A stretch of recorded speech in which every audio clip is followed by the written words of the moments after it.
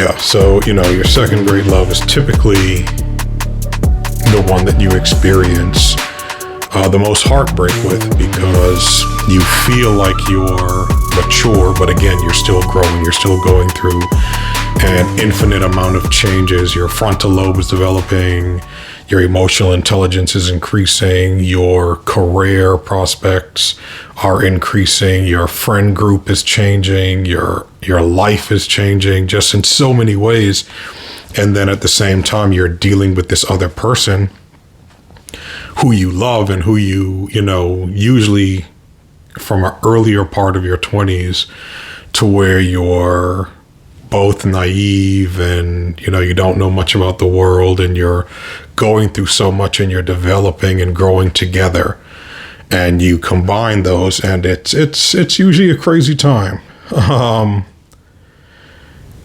This one is usually very sexual and intense in the sense of you're coming into your own, you know what you like, or you're learning what you like and what you want sexually and romantically in terms of chemistry. And then, of course, you're competing with your other friends and what they got going on with their girls, or vice versa, what your girlfriends have going on with their guy friends and their relationships. And you haven't learned to keep certain things personal to you and your partner, so you're sharing too much with your family and friends, and everybody's giving these inputs and all that. So it just makes for a very challenging situation. And then usually this is when the toxicity starts coming out. This is when the trauma starts coming in.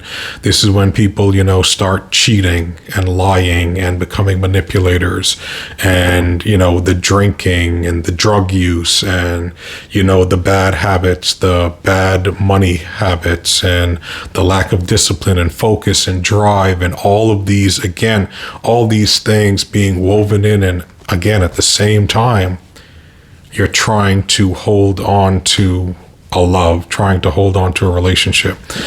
For some people, for a lot actually, this is typically where you end up having children, because at this point, you still kind of believe the Disney fairy tale, and, this is your second chance and this time it's going to work out. And so people usually get married early, and then they have children, or they might just jump straight into children or whatever, but you do things to complicate your life in a lot of ways. And it's not to say that you shouldn't be trying to go down that path in your relationship, but a lot of times you're still so young and growing and changing that it's hard to have anything healthy.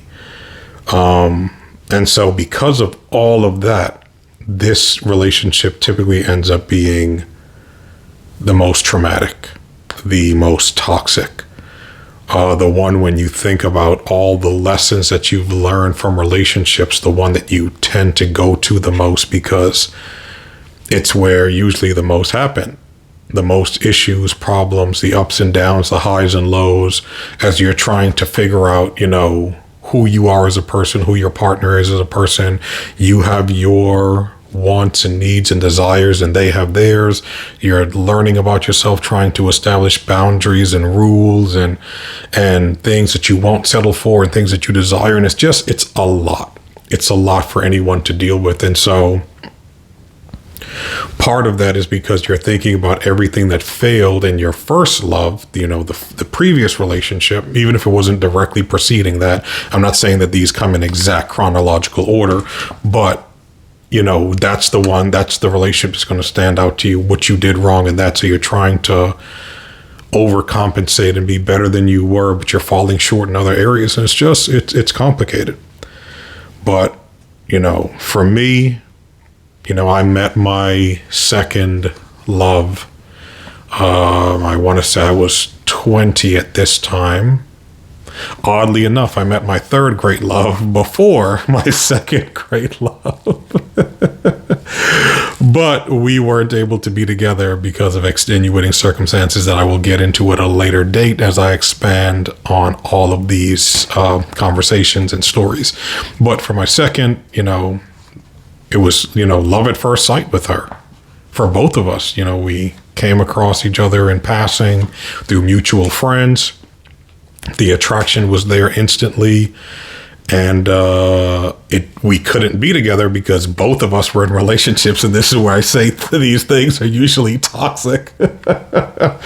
She was in a relationship and I was in a relationship, but we really liked each other. And so, we crossed paths and we saw each other, and I pursued her because my relationship at the time was ending for a whole list of issues that I will get into in another video outside of this one to kind of explain that. But neither here nor there. That relationship was coming to an end, and I started pursuing this other relationship with her because to me she was perfect, at least physically and emotionally and mentally, and we ended up working together and having this really good chemistry and all of that. And I think, we had the Disney fairy tale, what should have been the forever love and all of that. Because, of course, when you first get into a relationship and you're first getting to know someone, at least for me, I don't know how you guys are, but I'm not one to deal with someone with a lot of ups and downs and push-pull and, a lot of negative traits and issues and problems. Like, for me, if I'm fighting with you within the first week, 2 weeks, 2 months, 4 months of dealing with you, I don't want to deal with that. That's not a healthy relationship. It should be primarily great times the entire time. Now, is that to say you won't have misunderstandings or disagreements? Of course not. Those are a natural part of any relationship. But it should feel like a healthy, stable, forever love. And that's what it felt like with her. Even though she was just ending a tumultuous relationship and I was ending my own, we came together and just blocked out the whole world, and none of that really mattered. And the sex was incredible. The passion was there, the understanding, the connection. And I mean, like I said earlier, these are the relationships where you go through the most. And I mean, she and I, like I referenced in a previous message or the previous video, we really got it out the mud together. We started with nothing. I'm talking sleeping on sheets on the floor, eating off the dollar menu until we were both, making close to 6 figures and, having decent careers and decent paths by the time the relationship ended many, many, many years later. But during that process, again, we grinded together. We grew together. We helped to raise one another. But at the same time, we also caused a lot of hurt in each other. I cheated. I opened that door.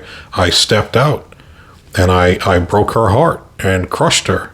And of course, being a woman, being vindictive, that's not to say that all, but y'all love to get y'all lick back or whatever that is. And she went out there and did her own dirt. And again, these are stories that I'll get into later, but needless to say, we hurt each other. And then we tried to fix it, and then we hurt each other again, and we tried to fix it, and we hurt each other and tried to fix it. And it's just this up and down roller coaster for years until the point where, we eventually did get married some 10 years later and thought that we were going to start a family, only for that very marriage to dissolve less than 6 months later because we never fixed the actual issues that we had. All the toxicity, all the trauma, all the drama, all the bullshit, the lying, the scheming, the backbiting, the disrespect. And there were some toxic things. And again, these are stories that I'll get into. But like I said, this relationship is typically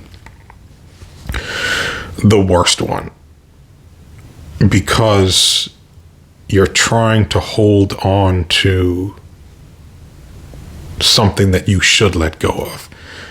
And I think that's the lesson in this story is you have to know when to move on.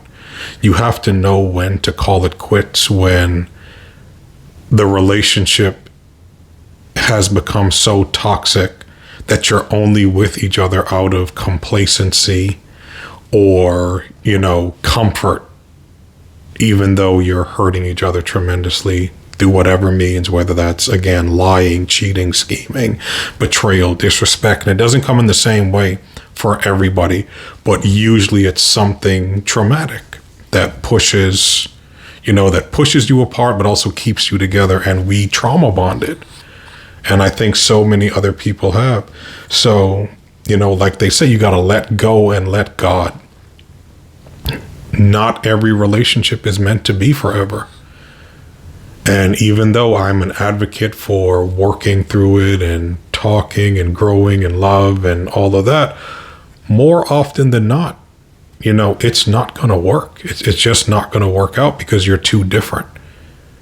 And that's exactly what happened between she and I. We were just two different people. She was a partier and she wanted to go and she wanted to be out in the streets and running around and drinking and now that. And I'm not saying that to say that's a negative thing. Make no mistake, I'm not like, look, she was young, 20 to 29, 30 or so when we separated. So that was the time where she should be experiencing those things. And I was the opposite. I was a recluse. I was very a homebody, chill, stay to myself, just want to be with my couple homies, things like that.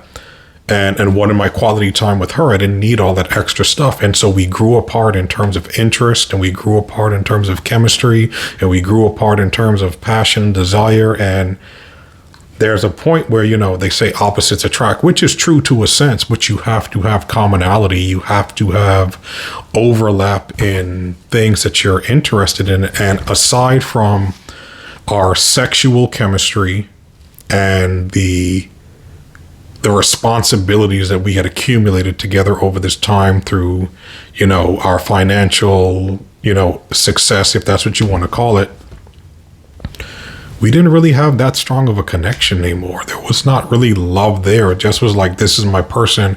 This is who I'm going to be with forever. And for me, as someone that for a very long time, and still to this day, doesn't believe in monogamy, I just figured, hey, we would be together. She going to do her dirt. I'm going to do mine. We know who each other are, and we just going to keep it moving. But that, is unrealistic because that was my mindset and partly hers, but she went left when I went right. And again, that's another story that we'll get into at a later date. So, let go and let God. The other thing is get therapy. If you can. If you can't get actual therapy, like to go sit down and talk to someone and work through the trauma of the first relationship, the first great love failing, and definitely the second great love, because like I said, that's usually where the trauma truly comes in, and the toxicity and the negative feelings. And then we tend to get stuck in our ways because at this point, you're late 20s, early 30s, and you've developed your personality. You kind of are who you are. And if you can't step back and look and say, okay, these are the things I did right, but these are the things I did wrong, and these are the things I need to fix and improve on, most people never find their third great love because they never fixed the issues that failed or that caused the failure in the second great love. You're still disrespectful. You're still a liar. You're still a cheater. You're still a manipulator. You're still bad with money. You're still an egomaniac. You still have all these things. And again, this is not man, woman. This is gender neutral because all parties can be that.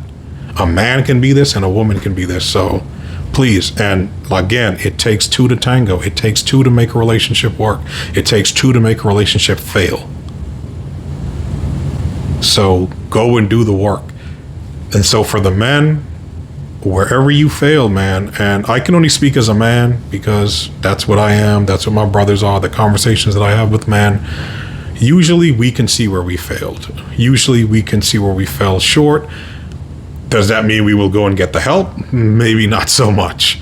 But if you can realize where your shortcomings are, realize what you failed at, and then go and seek the help to become a better version of yourself for yourself and for your next partner, please do so. With women, you all tend to have this belief that you're infallible, that you are perfect, that you never did anything wrong. And when we talk to women, or when there are these intersexual conversations, you very rarely ever hear the woman say what they did wrong. It's always, he did this and he fell short here and he made me this. But ladies, you got to get out of that shit. Because you all will go get the therapy, but you won't accept the underlying problem of what you did to contribute to the failure of the relationship.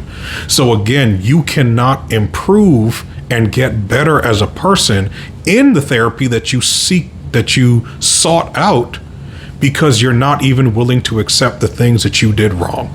You have to be able to start there. Like I've said in many videos, and this will be a common theme because it's women going around saying, I'm perfect, I'm amazing, I'm a 10, I didn't do anything wrong, every man that I've ever dated was a narcissist. Bullshit. Bullshit. You have flaws. You contributed in some way to the failure of that relationship. And if you don't know why, call those men up and ask them, what did I do wrong? What could I have done to be a better woman?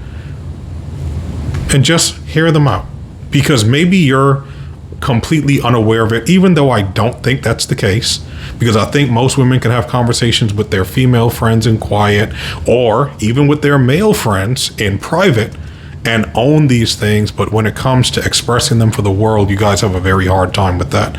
So what I'll say for women, get the therapy, but you also have to truly own your own flaws and faults in a relationship. And if you are someone that's walking around, man or woman, thinking that you did not contribute to your relationships, all of your previous relationships failing, you are a narcissist. There is something inherently wrong with you. You can fix that by stepping back, looking yourself in the mirror, and reflecting on the choices that you have made, the things that you have done, the actions that have precipitated the end of those relationships. So please do that. Learn from your mistakes. Now, the benefits to this for everyone, for men and women alike. One, it teaches you discernment.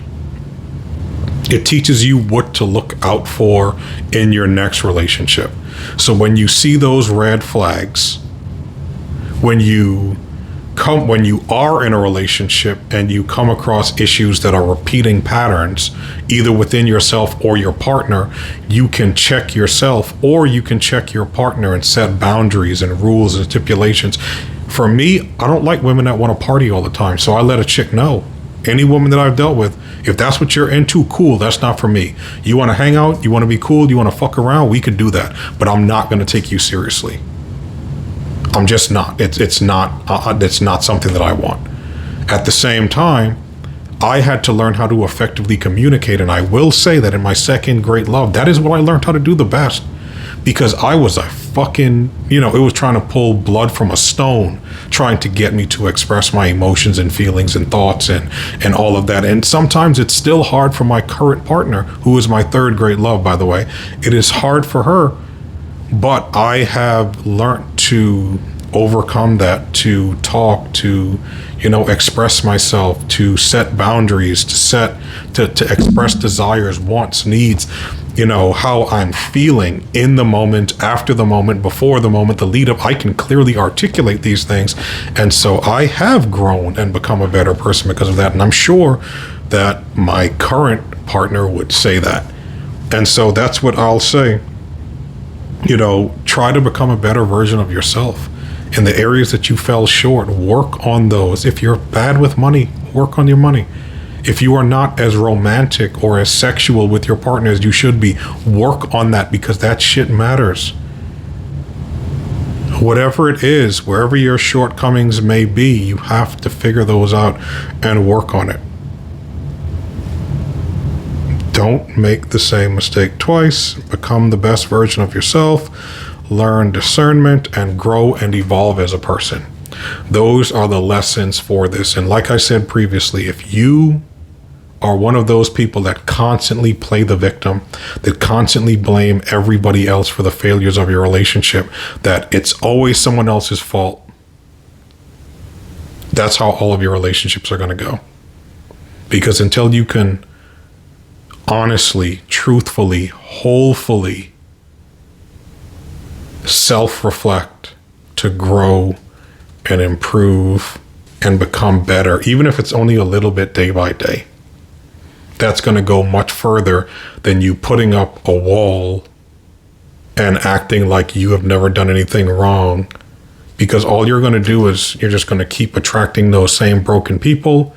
And you're going to have the same experiences over and over and over and over and over and over, because you're not looking within to say, I'm the issue here, I'm the problem. So please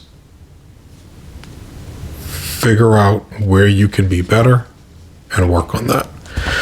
All right, so that's the end of this chapter. The next one will be your third great love, which is usually your final, and we'll get into that on the next one. As usual, if you enjoyed the content, please, leave a comment, like, share, subscribe. If there's anybody that you feel that could benefit from this message, please share the video with them. I'm always looking for, more topics and things to discuss. So if there's anything that you would like to see me cover, please drop a comment in the chat box or, comment section, whatever it may be. And I will try to relate it to, one of my own stories and go from there. But as it stands, that's it. The Demon Oni out.